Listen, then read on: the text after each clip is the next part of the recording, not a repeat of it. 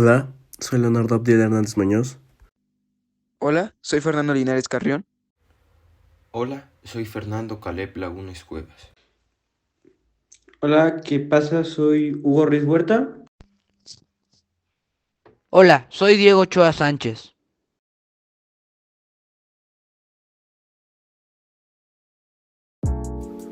La serie Duda Razonable profundiza en las fallas y abusos del sistema de justicia penal en México a través de la historia de 4 hombres: Héctor Muñoz Muñoz, Gonzalo García Hernández, Juan Luis López García y Darwin Morales Ortiz, falsamente acusados de secuestro en Tabasco a partir de un accidente automovilístico. La narrativa revela cómo se inculpa a los acusados sin pruebas, se tortura a los detenidos para obtener confesiones y se evidencia la corrupción en el sistema judicial. El primer capítulo comienza con un accidente entre Héctor Muñoz y el señor ACP, lo que desencadena una serie de acusaciones. Tras el incidente, Héctor intenta reclamarle por el choque de su carro, lo que provoca que el señor ACP accione su arma y le dispare a Héctor. Esto lleva a la intervención de las autoridades, que, sin evidencia sólida, arrestan a Gonzalo García y Hernández Juan López García, quienes sufren torturas para forzarlos a confesar a un secuestro que no cometieron.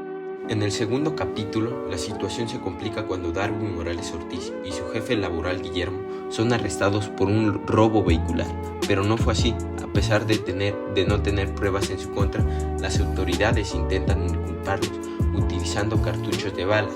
Las pruebas dactilares demostraron que no pertenecían a ellos y sale Guillermo por pagar una fianza de 18,000 pesos mexicanos, pero se queda Darwin Morales Ortiz, quien fue relacionado junto a los demás imputados a tentativa de secuestro contra la señora GLP, quien identifica como sus secuestradores a Héctor Muñoz Muñoz, Juan Luis López García, Gonzalo García Hernández y Darwin Morales Ortiz.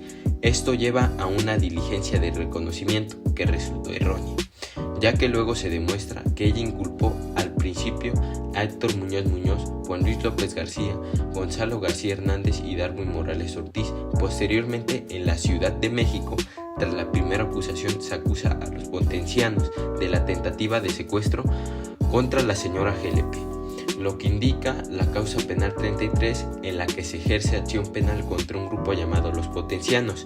Esta acusación fue clave para permitir la libertad de los imputados, pero después son inculpados Héctor Muñoz Muñoz, Gonzalo García Hernández y Juan Luis López García por tentativa de secuestro contra el señor ACP, el hermano de la señora GLP. Además, todos estos hechos ocasionaron irregularidades. A medida que avanza la historia, se muestra una intervención del documentalista Roberto Hernández, quien busca mejorar la defensa de los acusados tras la llegada de un nuevo abogado, Andrés Andrade. Permite destapar las inconsistencias en el caso.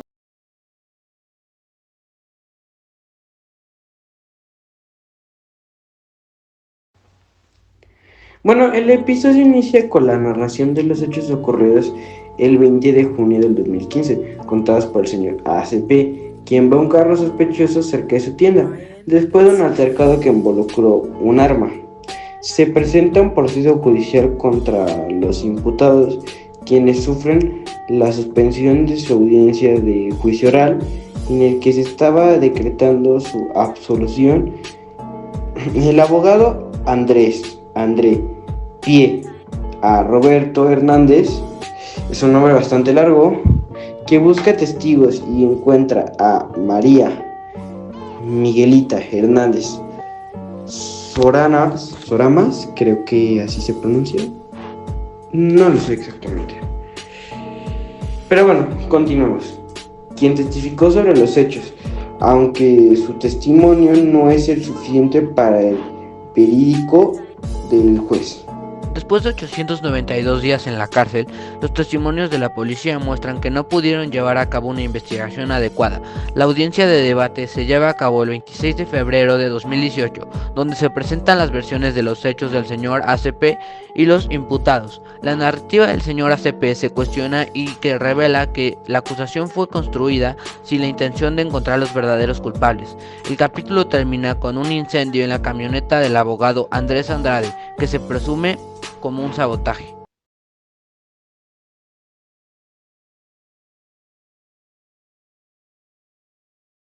El capítulo 4 comienza con una discusión sobre el incendio de la camioneta del abogado defensor Andrés Andrade, el cual se sospecha fue un sabotaje orquestado por quienes acusaban a los imputados.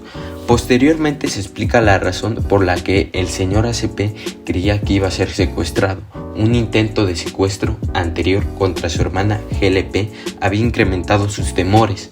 En un fragmento de la audiencia el señor ACP se presenta para responder preguntas, aunque en cierto punto menciona que tiene un dolor de cabeza, lo cual el abogado defensor interpreta como una posible estrategia para pedir un receso de 5 minutos.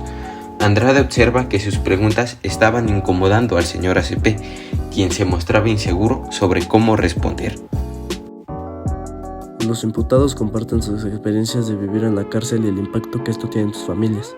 Se menciona que las audiencias de juicios orales duraron 6 meses, lo cual afecta al proceso judicial. El juicio oral comienza con un cambio de juez, lo que también influye en el dictamen final.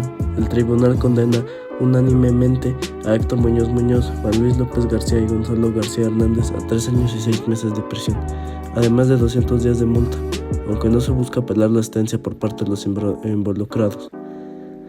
La Fiscalía interpone una apelación que lleva condenas de 50 años para los puestos implicados en la tentativa de secuestro. Finalmente, se critica el sistema de justicia de México y cómo su manejo afecta a la impunidad y a la inocencia de quienes están en la cárcel. Roberto Hernández enfatiza que el Estado debe demostrar la culpabilidad, mientras que la defensa debe demostrar una duda razonable. Considero que el sistema de justicia presenta deficiencias graves. La seria evidencia de que la ausencia de evidencias robustas puede conducir a la sentencia de personas inocentes. Concuerdo, aunque también considero relevante en tener en cuenta que existen situaciones en las que la evidencia es suficiente, a pesar de que el sistema no siempre se comporte de forma equitativa. En el uso de la tortura como técnica para conseguir confesiones es impermisible. No solo transgrede los derechos humanos, sino que además puede provocar fallos en el sistema judicial de justicia mexicano. Bueno, indudablemente, pero también tenemos que cuestionarnos sobre cómo se puede modificar el sistema para salvaguardar tanto a las víctimas como a los imputados. Es esencial perfeccionar la capacitación de los oficiales de policía y fiscales para que lleven a cabo investigaciones apropiadas y morales. Claro, pero también se requiere una transformación cultural en la visión de la justicia. Es responsabilidad de la sociedad demandar responsabilidad a sus instituciones. Además, considero que los medios de comunicación desempeñan un rol crucial en esa transformación. Su alcance puede impactar en la visión pública y en la presión ejercida sobre el sistema judicial. Es fundamental tener acceso a una defensa apropiada. Numerosos individuos no tienen la capacidad de pagar un abogado competente y acaban siendo víctimas del sistema, como en este caso, que fueron sentenciados a 50 años de prisión por tentativa de secuestro contra el señor ACP y su hijo ACC. Y no debemos de pasar por alto el rol de la corrupción, evidente en este caso, debido a la sentencia, la cual considero fue erróneamente impuesta por la apelación presentada por la Fiscalía del Estado de Tabasco, un bonito lugar de hecho. Además, esta sentencia carece de un juicio lógico por parte de la Fiscalía. Esa Fiscalía. Resulta fundamental implementar acciones para combatir la corrupción en el sistema judicial, que es bastante importante en esos años y en estos, porque si no hay un juicio bien hecho, pasan estos casos que son bastante tristes. En conclusión, concuerdo con Hugo en la necesidad de cooperar para garantizar el correcto funcionamiento del sistema de justicia, particularmente en lo concerniente a prevenir apelaciones injustas, como realizada por la Fiscalía en este caso. No obstante, creo que los acusados ni siquiera debieron haber estado en prisión desde el inicio.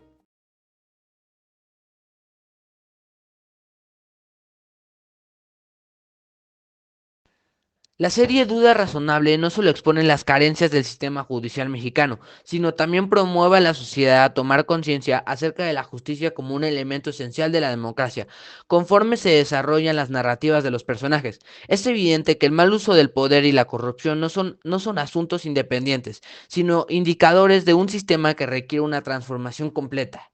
La educación, la responsabilidad y la presión social son instrumentos esenciales para alcanzar un cambio relevante en fundamentos que la justicia sea un derecho, no un privilegio, y todos debemos colaborar para asegurarnos de que este derecho esté al alcance de todos. Cuando decimos de todos es de cada persona, no solo lo de los que voltea a ver el gobierno.